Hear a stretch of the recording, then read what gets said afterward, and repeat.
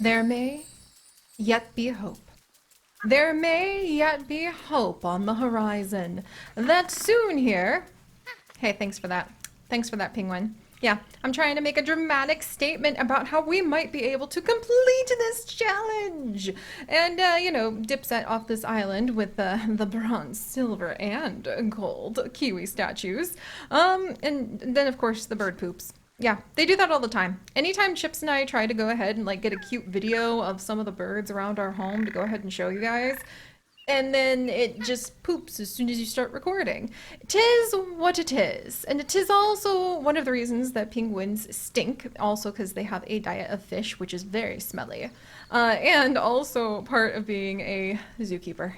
That's why, like scooping the poop was one of the first things we ever did and ever learned about whilst we were in our adventures with Zoo Tycoon 2 way back when we were just itty bitty interns. And now we're itty bitty blue penguins! We've got the girls! We've got the boys! And now we need to see if we're going to have the little wiggle wiggle waggle of romance. Which, in real life, the little blue penguins actually form very interesting long-term monogamous bonds by picking out their mates after the male picks out a little nesting site where he's like, hey, this spot looks good. And then he'll kind of call and he'll throw his head back and throw his little flippers in the air. And then he'll wait until a female shows up. And if a female shows up and she kind of eyes him up and she likes the sound of his calls as well as the nest site that he has potentially picked out, then she'll go ahead and take him as her mate. And what's interesting is research shows that the sounds that the male makes is actually very, very important in their courting rituals. And what's also interesting is the fact that we discussed before, that they can live in colonies of hundreds and hundreds. I mean, they're little, so maybe that isn't too hard, but it turns out when they actually have, when they actually have their nest sites, they want to keep their nest sites at least 2 to 10 meters apart. So we're talking about like 6 feet. That's like if I laid down and then like kind of reached up a little bit, because I'm 5'5.5, so maybe actually reached up a lot of it with my arms and stretched out just a touch. Then that would be like a series distance minimum between the little blue penguin nest sites. However, it also goes up to like 5 to 10 meters, which would be like 15 to 30 feet, which would be like a lot of series.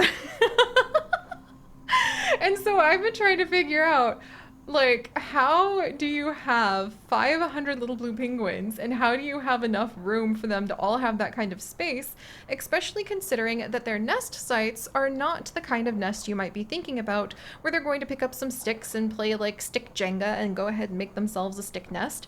Oh no, they need to actually go ahead and they have to dig into the burrows. Sometimes they're lucky and there's already a burrow that has been dug up. How a little blue penguin digs, you may ask? Slowly, with their itty bitty little beaks, and then kicking the dirt out. Can you imagine how long that would take? So you also would need a suitable landscape where you could dig with your teensy little beak. And I mean, the flippers don't really do much. It really is like peck, peck, peck, and then kick, kick, kick in order to dig a fairly like, fairly deep burrow-ish for like the tiny little ones. Usually the male does most of the digging and he usually digs at, I would say like half a foot, maybe. And then it's a good sized burrow and it needs to be in like soft soil. It needs to be above the seawater level so you're not going to flood yourself. And sometimes they get really lucky and find like a little crevice or cave and they tend to return to the same part. So like they might go back to that burrow after all that effort the next year. However, after all that is done, mostly by the male, then they'll go ahead and they'll collect some like grass together and they'll put some things around the burrow entrance as well as inside the burrow for an average of 2 eggs that they happen to lay, which would be extremely exciting. They have a clutch size of about 2. It takes about 36 days, a little over a month, so let the moon wane and wax once around while the parents take turns sitting on it. And then after about 2 months from hatching, the little blue penguins and fledglings are ready to leave their little burrow. And then next year, the parents might return and use that home again. So that's a lot of effort and a lot of work for these very tiny birds to raise their babies. And so trying to picture a place that's big enough that you can have hundreds of them, have their own little crevices and nooks and burrows to raise their babies in, when they will aggressively defend their burrow space like in a large range, boggles the mind. But hopefully what will really boggle the mind is how this penguin romance might be going, because I really need just one more habitat species to go ahead and have a baby. So we either need a pregnant Galapagos tortoise or a pregnant penguin, or we need to go ahead and find ourselves either a female black and white lemur, because the lemurs really do reproduce quite easily for us. Okay, well, there you go. Alrighty. Ooh, that one has very high fertility. Who's the one with the best fertility? 83%. Alright. We'll go ahead and we'll grab her. And then, let me check. There's a male Tasmanian devil with 0% fertility. That's not going to get us very far for this particular effort we're making, let's just say. But alright, so now we actually do have the lemurs. So the race is on. Who is going to find love on Kiwi Island first? Is it going to be the black and white lemurs who are going to go hang out with the red-ruffed lemurs? Is it going to be our Galapagos Tortoise? Is it going to be the little blue penguins? And once they fall in love, hopefully, who is going to go ahead? Okay, the penguins aren't pregnant yet. I'm watching though. Who's going to have their baby first? Because I desperately need this baby. Because once we manage to get... I kind of think the penguins might pull it off, but I tell you what, those lemurs have their babies fast. Which is very interesting to me because I'm under the impression... Lemurs aren't primates, they are prosimians. But I'm under the impression that they have a long intergestational period where you have to raise your baby for a long time. But maybe it's not nearly as long as like chimpanzees and some of the other species that really nurture their young for many years in some cases. Yeah, like humans. Alright, so let's see. Yay! We've got our lemurs! They're immediately stuck. Oh, that's what's been happening! So they're trying to drop our lemurs off inside this exhibit, but because the exhibit is right up against... Oh my gosh, you're kidding me. There's so many lemurs that are just stuck in boxes. That wasn't even our black and white lemurs, those were just other lemurs. Oh my gosh. Well, you two are so pretty. So, Nyansta,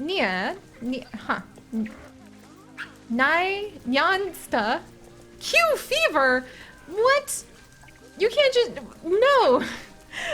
You're supposed to show up and like like have the hots for like this other lemur. You're not supposed to show up and have like the hots of the fever that you can spread to the rest of my lemurs. I should have maybe quarantined you first. Oh dear. Well, all right. She's off to go ahead and hopefully recover before anything bad happens. Meanwhile, let's check in on the black and white lemurs. So, 25 years of age. 1 to 4 babies? I didn't know that. I thought they almost always have 1 baby. Though I suppose there was a lemur at the Duke Lemur Research Center here in North Carolina that I saw on their Instagram recently that had 2 babies. And the dwarf lemurs, which are a very, very, very different looking species than the black and white ruffed lemur. The dwarf lemur at the Duke Lemur Research Center, I think, almost always has 2 babies. Each time it has its offspring every year. But the black and white ruffed lemur does indeed have a interbirth period of a year. And the interbirth period is the time between when a fertile female with a mate will be able to give birth. And a year usually means that she is probably nursing her offspring for about that long. And then once she finishes the nursing is usually when she can breed again. Poor thing. For instance, gray squirrels, their interbirth periods in warm climates are only a couple months. So Yoshi, the gray squirrel that some of you guys have seen in the shorts that my husband Chips and I do, she's on her 4th or 5th litter this year. It's almost the end of the year. but she hasn't had a break. And that sucks. I feel badly for her. But yeah, the reproduction. Pregnancies last around 102 days, after which the female gives birth to a litter of young, 2 to 3 on average.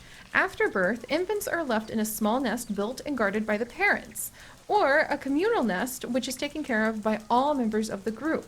Babies will remain in the nest until 4 weeks old, when they will start following their mother. Weaning occurs around 4 months old, though it may last until the infant is 8 months old. Black and white rough lemurs reach sexual maturity around 2 to 3 years old, though do not usually begin reproducing by this time. Males usually migrate to other groups, while females stay tied to their natal group, though animals may form bonds and travel in pairs. That's so cool! I very much love I love learning things like that. Some of which I think I kind of knew. Using contraceptives, infertile. I totally haven't been getting into trouble with these lemurs. Okay, maybe it's just because she's old now. But alright, so let's see. It is kind of hilarious how I am just scouting out. Fernanda has not yet been romanced by Dawn. However, could this be the moment? Are they attempting to mate in this gigantic habitat that I created? It could be happening. Let's try not to distract him too much. There we go. With our placement of plants. However, I want to set the stage. What could be the most romantic thing I could put down for these tortoises? Flowers, probably.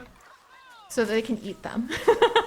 Not because it's romantic to be surrounded by flowers per se, but because they would love to eat them. I know from personal experience, having worn my flower dress whilst I was feeding the Galapagos Tortoise at the San Diego Zoo, as I've told you guys before, but I still think it's funny.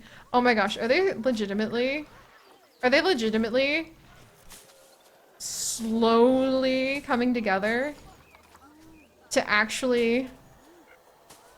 Wait, I was kind of joking. But if they're literally coming together to go ahead and deliver upon our island the blessings of a mate, or of a mating that might result in Galapagos tortoise babies.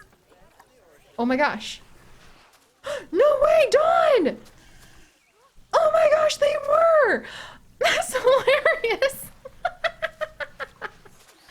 I legitimately thought I was just reading too much into their extremely slow wobbles towards one another. But actually, they are! It was a romantic moment.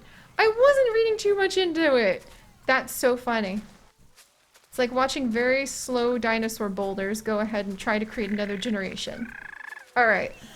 Tell me the good news. Yes! Fernanda! Huzzah! Dawn's done it! Dawn has done it! This is not a drill! We actually have... oh wow, January is many months away. Fernanda! She's huge compared to Dawn, by the way. What does her genetics look like? Size-wise, she is definitely bigger than Dawn. Also, where on earth... Okay, animal is stressed. Why are you guys stressed, huh? Is it the bazillion people? Is it that you're... Are you stuck? Oh my gosh. Oh, you're an outsider. I see. Okay, friend. We're gonna go ahead and have you have a nice little home. And distressed and trying to hide. I think that's what it was. The outsider was stressing him out. And meanwhile, are the black and white rough lemurs just a little shy? They might be. It's a new place. That's a lot of pressure. They just show up and I'm immediately pointing at them and I'm like, now kiss. Give me lemur babies. A lot of pressure. I should have been a little more considerate. Whoops. Alright, Titan beetles, I'm so sorry. I promise when I have my own island, I will be taking better care of all of you. I promise. Let's see. There we go. Does that help? Maybe? Maybe? I really need to get them some enrichment. Let's see. Wait, okay, what's wrong with your exhibit? Oh my good gravy, like nobody has taken care of this in ages. And there's something broken in here. Somebody vandalized. That is unacceptable. That is rude. That is very rude. If I wasn't about to just like grab my golden kiwi and run, then I would definitely spend time educating some of these people and how they should not be rude. Rule number one, Chips and I believe, in life and in our home, is you gotta be nice. There are times when one needs to defend the act and the art and the lifestyle of niceness by having firm boundaries and being like, that's not nice, you can't do that. But that isn't being mean. Oh, that you just gotta be nice. All right, well, do we have any pregnant penguins? Because it turns out that with Galapagos tortoises, they happen to have an interbirth period of 2 years. Now, this is different than the interbirth period we were just talking about with some of the other animals because the interbirth period for the reptiles here, the Galapagos giant tortoise, is not dictated by the fact that a mother is providing milk for her offspring and her body will like make it so hopefully she doesn't get pregnant and will be able to put all that energy not into the extremely intensive task of growing another fetus, but instead be able to convert it to milk for her offspring to guarantee a better chance of its survival. That's for mammals and one of the things that dictates their interbirth period. For the reptiles, I promise you, that's not the case with our Galapagos giant tortoises. And I think the interbirth period might better be reflected by perhaps the number of eggs that a Galapagos tortoise lays might have something to do, this is just a hypothesis of a guess now, might have something to do with draining the Galapagos giant tortoise who eats like sticks and does not get a lot of energy from it. That's one of the reasons that they move so slow. But it might have something to do with the fact that eggs are also hard on the body, especially when you lay so many of them, to be able to go ahead and like create. And it might also have something to do just with the fact that they're tortoises. They don't really move that quickly. And many of the Galapagos giant tortoises on the different islands spend basically the entire year moving from the lowlands to the highlands and back. And they don't really stop. It just takes them a year to get from lowlands, highlands, and back. So if it takes them that long to do that, it probably takes them a long time to go ahead and try to find a mate. So let's review. During the mating season, males and females will gather in the humid highlands of the islands, the former tracking the latter by their scent, warding off any rival males by biting, or with mating displays in which they extend their necks and stand as tall as they can. Yes, grr, fierce, indeed. When a male does encounter a female, he will ram her with her shell, chase her, and bite her legs. In return, she will either run away or allow him to mate with her. And then, let's see... Thereafter, the female will begin repetitive nest building behavior that involves digging a 30 centimeter deep hole with her back legs. She repeats this until she is happy. I wonder, maybe they have like sensors in their toe beans, like their back toe beans, that tell them that the temperature and maybe the soil is the right level, because they need to make sure that the eggs aren't exposed to get eaten by other things, and also so they don't get too hot. But you can't bury them too deep, or when they hatch, then the hatchlings will not be able to get out, or they might not get warm enough. So she will lay between 1 and 4 clutches per breeding season, with about a clutch of 4 to 16 eggs. Okay, got it. Covering the nest over with a muddy plug made of soil and urine. I mean, I guess that makes sense, because then it'll turn into actual mud, and that's going to be harder for a lot of animals to dig in. After 4 to 8 months, the eggs will hatch, and the hatchlings will spend several days or weeks digging their way out before living completely independently. They reach sexual maturity between 20 and 25 years old.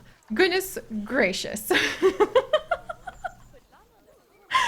Like, weeks? Can you imagine? Like, you're just an itty-bitty Galapagos giant tortoise. Well, you're itty-bitty now. You won't be when you grow up. And you have to spend weeks and weeks just waiting.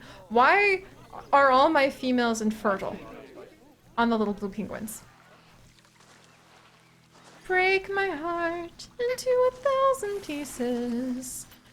That might explain things. That might explain a lot of things. All of the female little blue penguins available. have like 2 minutes to try to mate. Because it turns out all of the ones that we just got are now elders. And now, if we want to go ahead and get a little blue penguin, she's already 8 years old. We have like 2 seconds to get these eggs. This is just deeply ironic. We really might end up getting the silver kiwi because of Galapagos tortoise eggs that won't even be laid for months. Oh dear. Well, alright guys, thank you so much for joining me at the Quokka Quadruplex watering hole. If you would like to join me on this and literally thousands more adventures, do please consider subscribing. But most importantly, well, don't bury your eggs too deep, and I will see you guys next time. Bye-bye!